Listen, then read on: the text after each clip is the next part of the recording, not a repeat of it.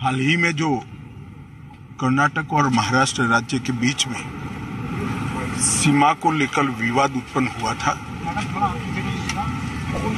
इस विवाद की समाप्ति और इसके संविधान सम्मत मार्ग के लिए मैंने महाराष्ट्र के मुख्यमंत्री, उप मुख्यमंत्री और कर्नाटक के मुख्यमंत्री, गृहमंत्री और वरिष्ठ साथियों को आज यहाँ पर बुलाया था।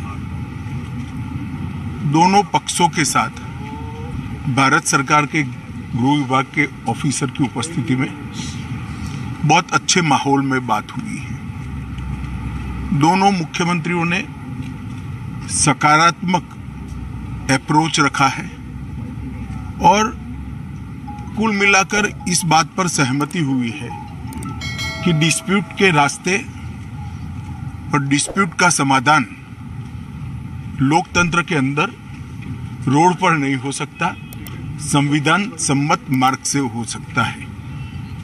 तो अतः कुछ फैसले हुए हैं जो मैं आपको बताना चाहता हूं। सबसे पहले, जब तक सुप्रीम कोर्ट का इस बारे में निर्णय नहीं आता, कोई भी राज्य इसके बारे में एक दूसरे राज्य पर क्लेम या तो डिमांड जनरेट नहीं करेगा। दूसरा, दोनों राज्यों के मिलाकर दोनों ओर से 6 मंत्री बैठेंगे और इस पर डिटेल नीचे तक परकोलेशन किस प्रकार से हो, इसकी चिंता और चर्चा करेंगे। छोटे छोटे और कई मुद्दे भी हैं दो राज्यों के बीच में, जो पड़ोसी राज्यों में आमतौर पर देखे जाते हैं।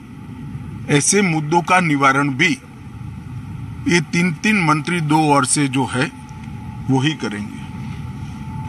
दोनों राज्यों में कानून और व्यवस्था की परिस्थिति ठीक रहे, अन्य भाषाभाषी आबादी को या तो यात्रियों को या व्यापारियों को किसी भी प्रकार की परेशानी न झेलनी पड़े, इसके लिए एक सीनियर आईपीएस अफसर की अध्यक्षता में दोनों राज्य कमिटी बनाने के लिए सहमत हुए हैं, जो कानून और व्यवस्था को संविधान के हिसाब से ठीक रखने में प्रयास करेंगे।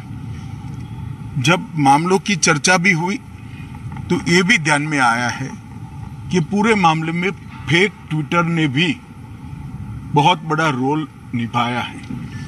कुछ फेक ट्विटर्स सर्वोच्च नेताओं के नाम से जनरेट किए गए और इसको फैला दिए गए हैं। और ये मामला बहुत गंभीर इसलिए है कि इस प्रकार के ट्विटर से दोनों ओर की जनता की भावनाएं उद्वेलित होती है और घटनाएं जन्म लेती हैं। तो तय हुआ है कि जहां जहां भी इस प्रकार के फेक ट्विटर के मामले सामने आए हैं, वहां पर एफआईआर रजिस्टर्ड की जाएगी और जिन्होंने किया है उसको भी जनता के सामने एक्सपोज किया जाएगा।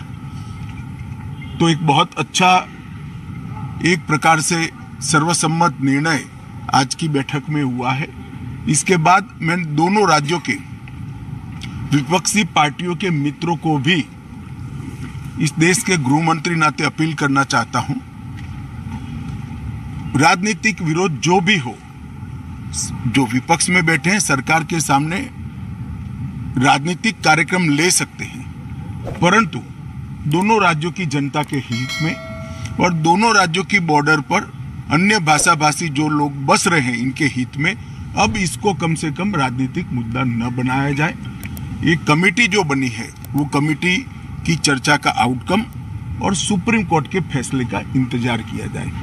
मुझे विश्वास है कि दोनों राज्यों में कांग्रेस, एनसीपी और उद्धव ठाकरे जी का ग्रुप, ये सारे नेता इस बात में सहयोग करेंगे कि इस बात को राजनीतिक रंग न दिया जाए।